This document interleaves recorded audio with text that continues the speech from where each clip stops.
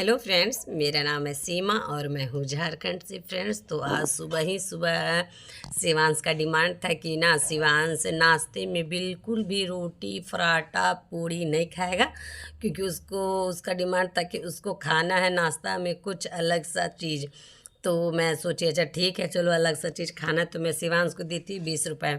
20 रुपये में मैं बोली शिवांश को, तुम जो लेके आएगा दुकान से मैं वही बनाऊंगी।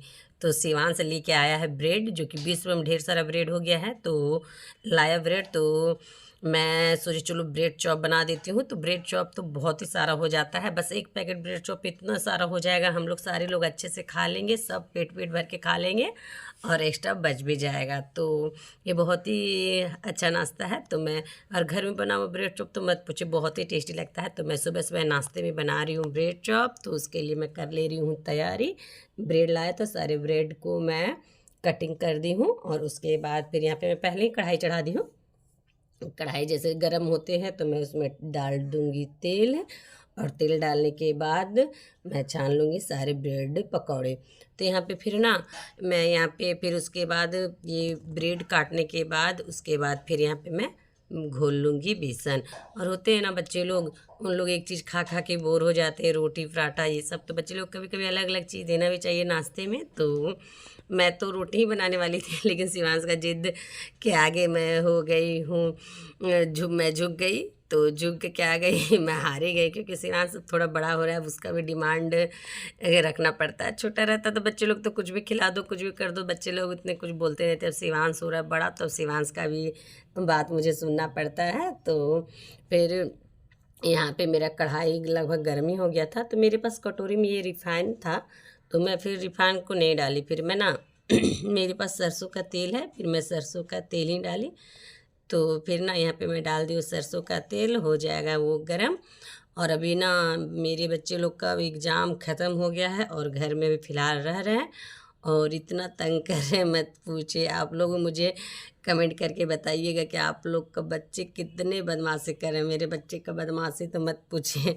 कब इन लोग का एग्ज़ाम ख़त्म, कब एग्ज़ाम इन लोग का रिजल्ट वगैरह मिलेगा और उसके बाद स्कूल जाएंगे तो जान पे जान आएंगे। तो उसके बाद फिर मैं ले ली थी एक पतीली पे ले ली थी मैं बेसन। उसके बाद उसमें मैं डाल दी थी थोड़ा सा मिक्स मसाला। उसके बाद फिर यहाँ पे मेरे पास हल्दी है, वो कलर के लिए मैं डाल दी हूँ हल्दी। बस ज़्यादा मसाला मैं नहीं दी हूँ, और तो बस सही। और स्वाद अनुसार डाल दी हूँ नमक। ऐसे तो चाहे तो कि मसाले वगैरह एक्स्ट्रा आपको डालने हो तो डाल सकते हैं, लेकिन नहीं, बच्चे लोग थोड़ा तीखा हो जाएगा तो नहीं खाएंगे। और यहाँ पे मेरे पास थोड़े बहुत थे धनिया पत्ता, वो जो कि मैं डाल दी हूँ बेसन में। और यहाँ मैं सारे सामान को, सारे जितने मसाले वगैरह हैं सारे मैं अच्छे से मिला लेती हूँ। और उसके बाद अच्छे से मिलाने के बाद ही मैं इसमें पानी डालूँगी। और तो यहाँ फिर मैं यहाँ पे बेसन को मिलाना स्टार्ट कर दी हूँ। इसमें फिर मैं थोड़े थोड़े करके पानी डालूँगी, क्योंकि है ना मैं ब्रेड चॉप बना रही हूँ तो उसमें आलू नहीं डाल रही हूँ, क्योंकि मेरे पास ना आलू बिल्कुल भी नहीं थे। तो इसी वजह से मैं आलू इसमें नहीं डाली हूँ। अगर आलू रहते तो मैं यहाँ पे आलू डालती, लेकिन मेरे पास तो आलू बिल्कुल भी नहीं थे। लेकिन आलू का जो होता है ना ब्रेड चॉप बहुत ही टेस्टी होता है, लेकिन ये भी बहुत ही टेस्टी होगा। तो मैं यहाँ धीरे धीरे करके डाल दे रही हूँ पानी, जो कि थोड़ा गाढ़ा ही बेसन में घोलूँगी। और उसके बाद धीरे धीरे करके यहाँ मैं डाल दूँगी ये ब्रेड चॉप। तो फिर यहाँ पे बच्चे लोग मेरे तो वेट ही कर रहे थे कि कब बनता है तो खाते हैं। तो फिर और जानते हैं ना, कभी कभी ऐसा होता है ना कि घर में कुछ ये आलू वगैरह कुछ सब्जी ना रहे तो ना सोचने में हो जाता है क्या बनाओ क्या बनाओ। और घर में सारे सब्जी भरे रहते हैं तो पता है छोड़ो सब्जी आज नहीं बनाते, ये वो करके, ऐसा नेचर ही है हम लोग का ऐसा ही करने का। तो बस ऐसा ही हम लोग करते हैं। तो फिर यहाँ पे मेरा बेसन घुला हुआ हो गया है। तो उसके बाद फिर मेरा उधर तेल भी गर्म हो रहा था, अच्छे से मिला लूँगी मैं बेसन को। उसके बाद यहाँ पे मैं धीरे धीरे करके सारे ब्रेड पकोड़े को मैं ब्रेड चॉप को मैं जानूँ, मैं बार बार ब्रेड पकौड़ा और ब्रेड चॉप में कंफ्यूज हो जा रही हूँ, लेकिन दोनों का मतलब एक ही है। लेकिन अधिकतर जानते हैं ना, ज़्यादा से ज़्यादा लोग इसे ब्रेड चॉप के नाम से ही जानते हैं। तो इसमें मैं थोड़ा ऑयल ज़्यादा देती, तो एक बार में तीन तीन करके छान ले रही हूँ। तीन तीन, थोड़ा सा भी ज़्यादा तेल है ना, तीन तीन करके छान ले रही हूँ। और जब थोड़ा कम तेल हो जाएंगे तो मैं दो दो करके छान लूँगी। तो देख सकते हैं मेरी ब्रेड पकौड़े कितने अच्छे से टेस्टी लग रहे हैं। और धीरे धीरे करके मैं इसी तरह सारे में ब्रेड छान लूँगी। और मैं ज़्यादा ज़्यादा मैं सरसों का तेल नहीं डाली हूँ, कम ही डाली हूँ, क्योंकि ना फिर बच जाते हैं ना तेल तो ये काम नहीं आते हैं। तो मैं धीरे धीरे करके छान लूँगी। और ना ये थोड़ा सा मेरे से दिक्कत हो जा रहा था क्योंकि मैं खुद ही पकड़ी थी कैमरा ये सामने से और कर रही थी, तो एक हाथ से हो नहीं पा रहा था, तो फिर मैं किसी तरह करके मैनेज की हूँ। तो फिर यहाँ पे मेरे देख सकते कितने tasty tasty crunchy bread chop बन के हो रहे हैं रेडी। तो यहाँ तो बनेंगे, तो सबसे पहले मेरे बच्चे लोग होते हैं ना, इसमें मैं छानती जाती हूँ और गर्मा गर्म अपने बच्चे लोग को मैं देती जाती हूँ, क्योंकि उस बच्चे से बढ़ के कोई है भी तो नहीं। बच्चे लोग इतने प्यारे ही होते हैं। और उन लोगों को लग रहा था तेजो की भूख तो लगी रही थी, तो यहाँ बनते जा रहा था और मेरे बच्चे लोग खाते जा रहे थे। और यहाँ पे बहुत सारा बन रहा था और मेरे बच्चे तो बहुत ज़्यादा खा भी लिए थे, बनते जा रहा था, खाते जा रहे थे। फिर उसके बाद यहाँ पे बच गए हैं कुछ, उसके बाद मैं सारे छान लूँगी। उसके बाद मुझे भी भूखी लगी रहा था, तो यहाँ मैं छान लेती हूँ। उसके बाद मैं भी खाऊँगी और अपने हस्बैंड जो के भी दूँगी। तो यहाँ पे मैं पहले अपना काम यहाँ पे कर लेती हूँ, किचन का काम फिनिश। उसके बाद तो मेरे तो इतने ढेर सारे काम है कि मत पूछिए। मेरा वीडियो फुल वॉच कीजिए तो पता चल जाएगा आज मैं दिन भर में क्या क्या काम की हूँ। तो यहाँ पे मेरा ब्रेड चॉप तो लगभग अब ख़त्म ही होने वाला है। उसके बाद फिर मैं आ गई थी बाहर, और वहाँ पे मेरा नाश्ता वगैरह सारा, उधर मैं किचन का काम निपटा के आ गई थी बाहर। और बाहर आने के बाद यहाँ पे मेरे पास, मैं 2 दिन पहले ही गेहूँ को धो के रखी हूँ। गेहूँ को मैं धो के रखी हूँ, बस यही सोचने में आटा भी मेरे पास नहीं थे, तो मैं ना गेहूँ धो के रखी, तो बस चालने का ही था।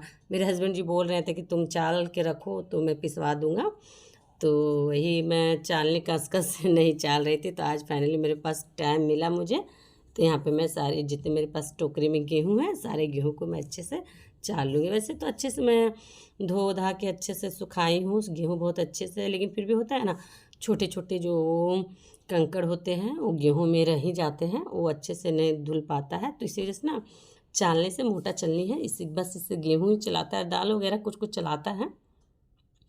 तो यहाँ मेरे पास गेहूँ है, तो उसी को मैं धीरे धीरे करके चाल लूँगी। बस इसमें से कुछ भी नहीं निकलेगा, जो जो छोटे छोटे कंकड़ हैं वही वही निकलता है, और वही ज़्यादा ज़रूरी होता है। पता है क्यों? जब मैं आटा वगैरह पिसा के आ जाता, पहले मैं नहीं चालती थी ना, तो होता था ना रोटी में मुँह में थोड़ा थोड़ा ये कंकड़ टाइप से छोटा छोटा लगता था, तो मुझे ना बिल्कुल भी रोटी खाने में मन बिल्कुल भी नहीं भरता था, अजीब लगता था। तो फिर उसके बाद यहाँ मैं चालना जब से स्टार्ट की हूँ, तब से मेरा ना बिल्कुल भी वैसा आटा में आता नहीं है, बहुत ही अच्छे से फिनिश सा आटा आता है। रोटी खाने में बहुत ही अच्छा और बहुत ही टेस्टी लगता है। तो इस वजह से ना मैं हमेशा क्या करती हूँ, गेहूँ को पहले ना, बहुत लोग होता है ना पहले ही गेहूँ को चाल के धोते हैं, लेकिन मैं धो के ही चालती हूँ, क्योंकि वो छत में मैं दे देती हूँ ना, तो छत में देती हूँ तो वहाँ पे गर्दा वगैरह उड़ते रहता है ना, तो इसी वजह से ना मैं हमेशा धो के ही गेहूँ को चालती हूँ। तो यहाँ पे मेरा चाला हुआ हो जाएगा ना, फिर मेरे हस्बैंड जी आएंगे तो मैं उनको तुरंत ही दे ही दूँगी पिसाने के लिए, क्योंकि मेरे पास आटा हो गया बिल्कुल भी ख़त्म। अभी अगर पिसाता है तो मुझे दुकान से लाना पड़ेगा आटा। तो मैं धो तो दी थी 2 दिन पहले, लेकिन ना तो सूखने में थोड़ा सा टाइम लग गया। 2 दिन तो लगता ही है गेहूँ सूखने में, लगभग 2 दिन लग ही जाता है। तो यहाँ पे मैं ये चाल रही थी गेहूँ, और छोटू और शिवराज मेरे पास पड़े हुए थे, वो लोग भी खेल रहे थे। छोटू का डिमांड था कि मम्मा मैं भी चालूँगा, वो भी चालने का। जैसे ना बड़े लोग कुछ काम करते हैं ना, तो छोटे लोग क्या होते हैं, उन लोग को मन करता, शौक लगता है, उन लोग को अच्छा लगता है ऐसा काम करने में।